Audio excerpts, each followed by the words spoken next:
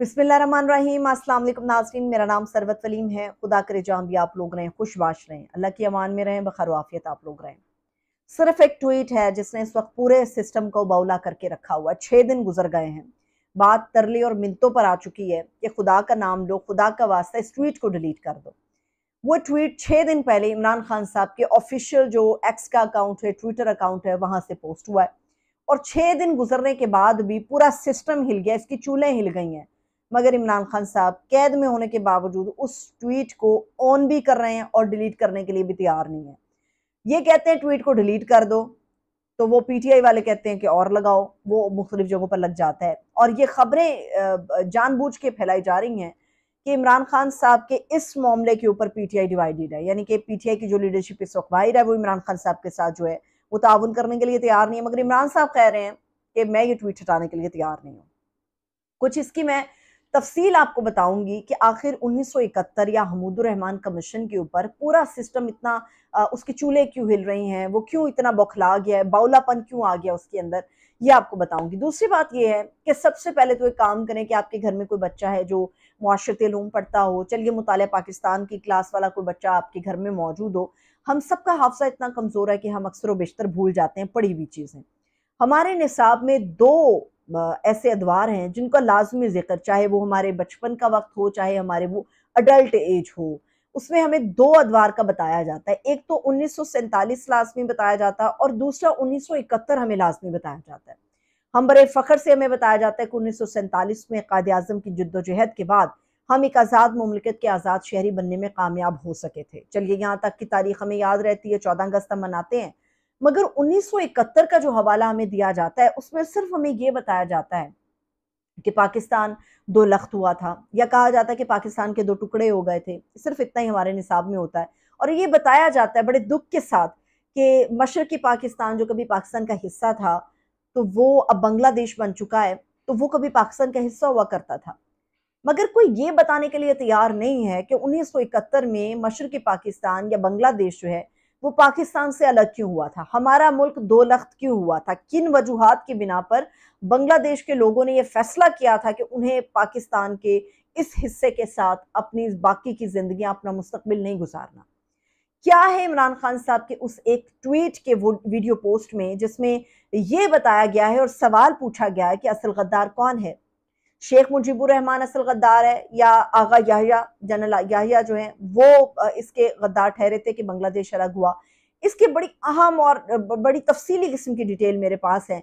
और क्यों सिर्फ इमरान खान के ऊपर मलबा गिराया जा रहा है, क्योंकि इमरान खान किसी भी तरह काबू नहीं आ रहा, डील वो नहीं ले रहा, ढील वो नहीं मांग रहा, एसी आपसे वो डिमांड नहीं कर रहा। शर्त आप देते हो तो वो आपसे एक्सरसाइज का सामान बदले में डिमांड कर लेता है, कोई उसके पास डील लेकर जाता है तो वो उससे नाराज हो जाता है। अभी मैं जावेद चौधरी साहब को सुन रही थी, जावेद चौधरी साहब ने एक बात बड़ी पते की उन्होंने कहा कि आरिफ अलवी और इमरान खान सिर्फ एक लाइन पर मुत्तफिक हैं, और वो मुत्तफिक इस बात में है कि 1971 वाले जो हमारा ट्वीट है या जो हमूदुर रहमान कमीशन की बात है उससे हम पीछे नहीं हटेंगे। वजह क्या है? वजह यह है कि ये दोनों महसूस करते हैं कि इस्टेब्लिशमेंट इस बात से चिढ़ती है, उसको इस बात से तकलीफ होती है। तो खान साहब फैसला कर चुके हैं, चूंकि ये मेरे वोटर्स को, मेरे सपोर्टर्स को, मेरी पार्टी को, मेरे अहल खाना को, मेरे खानदान के दीगर लोगों को तकलीफ पहुंचा रहे हैं, तो क्यों ना हमूदुर रहमान कमीशन की रिपोर्ट पेश की जाए। हमूदुर रहमान कमीशन का जो एक अहम नुक्ता है जिसके ऊपर बार बार कहा जा रहा है कि खान साहब इस वीडियो को डिलीट करें, मगर खान साहब बता रहे हैं कि क्यों मैं इस वीडियो को पोस्ट कर रहा हूं। वो ये कह रहे हैं कि जब अवाम की अक्सरियत का मैंडेट तस्लीम नहीं किया जाता, जब बड़ी तादाद में अवाम के वोट को चुरा लिया जाता है और उससे इनकारी हुआ जाता है, तो ऐसी सूरत में कैसे हादसा रूनुमा होते हैं, जिसमें से एक हादसा बांग्लादेश का यानी कि मशरकी पाकिस्तान का। जब शेख मुजीब का वोट बैंक ज्यादा था, वो जो भी उसकी शक्ल थी उसको गवर्नमेंट अगर दे दी जाती तो कभी भी हमारे मुआशरती उलूम या मुतालिया पाकिस्तान में ये लिखने की जरूरत पेश ना आती कि 1971 को हमारा मुल्क दो लख्त हुआ था। उस वक्त में जस्टिस हमूदुर रहमान साहब थे, उनके सामने एक कमीशन बना और उस कमीशन की रिपोर्ट आई। जब एक रिपोर्ट है जो एक पब्लिक डॉक्यूमेंट है, वो पब्लिक हो चुका है, तो उस पर बात कर क्यों नहीं करने दी जाती। मैं कुछ तारीखी हवाले आप लोगों के सामने रखती हूँ जिससे आपको या उन लोगों को समझने में आसानी होगी जिनको ये नहीं पता चल रहा कि वीडियो या ट्वीट में प्रॉब्लम क्या है। इमरान खान किसी तरह काबू नहीं आ रहे। माजी के कुछ सियासतदान हैं, उनकी तरफ आपको लेकर मैं चलती हूँ। सबसे पहले तो नवाज शरीफ साहब। नवाज शरीफ साहब ने 2018 में एक स्पीच की और ये उनकी ड्राइंग रूम स्पीच थी जिसमें उनके तमाम अपने लोग मौजूद थे, चारों सूबों के शायद गालिबन लोग मौजूद थे, उनकी पार्टी के सीनियर लोग मौजूद थे। और 2018 में इस बात को टीवी पर, मीडिया पर नशर भी किया गया। नवाज शरीफ साहब ने कहा कि अगर हम हमूदुर रहमान कमीशन रिपोर्ट को पढ़ लेते तो पाकिस्तान, आज का पाकिस्तान मुख्तलिफ होता। फिर उसके बाद अगले दिन जो अखबारों में हेडलाइन लगी, वो हेडलाइन जो थी वो ये थी कि मुहिब्बे वतन शेख मुजीब को बागी बना दिया गया, इतने जख्म न दो कि जज्बात पर काबू न रख सकूं। ये वही नवाज शरीफ साहब हैं जिनका बयानिया ये रहा कि वोट को इज्जत दो, मगर शायद वोट को इज्जत देते देते वो किसी और चीज को इज्जत दे बैठे और उसके बदले में उनके अपने ही खानदान और अपनी सियासी जमात को गवर्नमेंट का हिस्सा बना दिया गया। चलिए और थोड़ा सा आगे बढ़ते हैं। राना सनाउल्लाह को 10 मार्च 2003 का, अगर आप डॉन अखबार खोलें 10 मार्च 2003, तो आपको उस डॉन अखबार में खबर मिलेगी जिसमें राना सनाउल्लाह साहब की एक तस्वीर पोस्ट है। एक तस्वीर है जिसमें आज के राना सनाउल्लाह की शबाहत वाली एक शक्ल है और एक तस्वीर उसके साथ ही पोस्ट है जिसमें राना सनाउल्लाह के बाल उतार दिए गए, उनकी भवें साफ कर दी गई और उनकी मूंछें भी उतार दी गई। राना सनाउल्लाह साहब जो थे 2003 में पार्लिमानी लीडर भी थे और डेप्टी ऑपोजिशन लीडर भी थे। एक रात उन्हें घर जाते हुए अगवा कर लिया गया। ये पूरी कहानी अगर आप पढ़ेंगे, पूरी खबर आप लोगों को मिलेगी। मगर जो कुछ राना सनाउल्लाह साहब ने कहा वो बड़ा खतरनाक था और अगर आप इस रिपोर्ट को पढ़ लेते, इस खबर को अगर आप निकाल के पढ़ेंगे तो आपको अंदाजा होगा कि क्यों जनरल अरोड़ा की बात की राना सनाउल्लाह ने, क्यों उन्होंने हमूदुर रहमान कमीशन की बात की, क्यों हमूदुर रहमान कमीशन एक कमजोरी समझा जाता है एस्टैब्लिशमेंट की, और इसी बिना के ऊपर राना सनाउल्लाह को रात के अंधेरे में उठाया, मारा पीटा गया, जिस्म के ऊपर 20 के करीब कट लगाए गए और जहां पर कट ब्लेड से लगाए गए वहां पर स्प्रे किया गया जो उनको अजियत पहुंचाता रहा। फिर रात के अंधेरे में आंखों पे पट्टी बांध के उन्हें फेंक दिया गया। चंद रोज के बाद राना सनाउल्लाह साहब जो है वो असेंबली में पहुंचे और वहीं से वो शुरू हुए जहां से कहानी खत्म हुई थी। चलिए एक और जगह आपको लिए चलते हैं। मेरे पास इस वक्त एहसन इकबाल साहब का एक ट्वीट मौजूद है 2021 16 दिसंबर का। वो लिखते हैं कि इंसानी तारीख में पहली बार ऐसा हुआ कि अक्सरियत मुल्क से अलहदा हो गई। जिंदा कौमें हादसों से सबक सीखती हैं मगर हम हादसों को दफन करके उनसे सबक नहीं सीखते। फिर एहसन इकबाल साहब लिखते हैं कि आज भी वही गलतियां दोहराई जा रही हैं जो सकूत मशरकी पाकिस्तान का बायस बनी। वोट को इज्जत ना देना, जरा गौर से सुने, वोट को इज्जत ना देना मशरकी पाकिस्तान यानी कि बांग्लादेश की अलहदगी का बायस बना। फिर इसके बदले में एक और ट्वीट लिखते हैं, वो ये कहते हैं कि हमूदुर रहमान कमीशन रिपोर्ट ने जिन चीजों से परहेज का कहा हमने उनको मामूल बना लिया।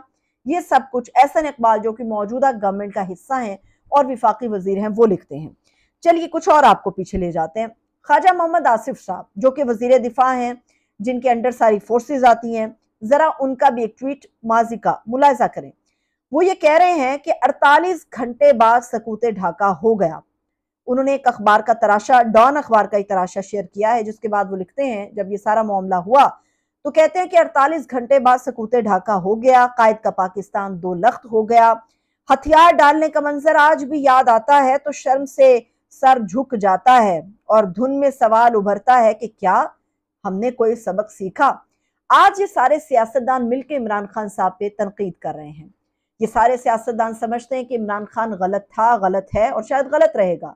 ये सारे सियासतदान मिलकर इमरान खान का सर कुचलना चाहते हैं। वो इसकी वजह से नहीं कि वो पाकिस्तान से मोहब्बत करते हैं, वो इमरान खान का सर इसलिए कुचलता देखना चाहते हैं क्योंकि उन्हें लगता है कि उनके मुस्तकबिल की सियासत के लिए जो सबसे बड़ा खतरा है वो इमरान खान है। क्योंकि इमरान खान एक ऐसा लीडर बन के उभरा है जिसको तोड़ना बज़ाहिर ऐसा नजर आ रहा है कि नामुमकिन होता जा रहा है। हर हथियार आजमा लिया, हर नफ्सियाती दबाव को इख्तियार करके देख लिया, मगर वो टूटने का नाम नहीं ले रहा। कैद में है मगर फिर भी 6 दिन से अपने एक ट्वीट को हटाने के लिए वो तैयार नहीं है, उस पर कायम है और उसकी धुन के अंदर वो सवार भी है। ये सारा सिस्टम है पाकिस्तान का जो इस हद तक खतरे में पड़ चुका है सिर्फ एक ट्वीट की वजह से। अब जाते जाते एक और बड़ी अहम चीज वो ये है कि पाकिस्तान में लोग शुएब अख्तर पे बड़ी तनकीद कर रहे हैं। वैसे शुएब अख्तर तो एक क्रिकेटर हैं मगर सियासत की वजह से उन पर तनकीद हो रही है। शुएब अख्तर ने हाल ही में दोबारा से पीटीवी स्पोर्ट्स को ज्वाइन किया है और इस वक्त जो मौजूदा वजीर इत्तलात अताउल्लाह तारड़ साहब हैं, उन्होंने उनको वेलकम किया है कि हम आपको दोबारा से वेलकम करते हैं। जो गुफ्तगू का एक हिस्सा नशर हुआ है, पब्लिक हुआ है, उसके अंदर अता तारड़ साहब ने ये कहा है कि जी आपकी देखिए बड़ी बेहतरीन टीम थी और वर्ल्ड कप आप लोगों की टीम ने मिलकर जीता। मैं ये सोच रही थी कि जब अता तारड़ साहब वर्ल्ड कप की बात कर रहे होंगे तो इमरान खान तो याद आया होगा आपको। ऐसा नहीं हो सकता कि कप्तान आपको याद ना आया हो।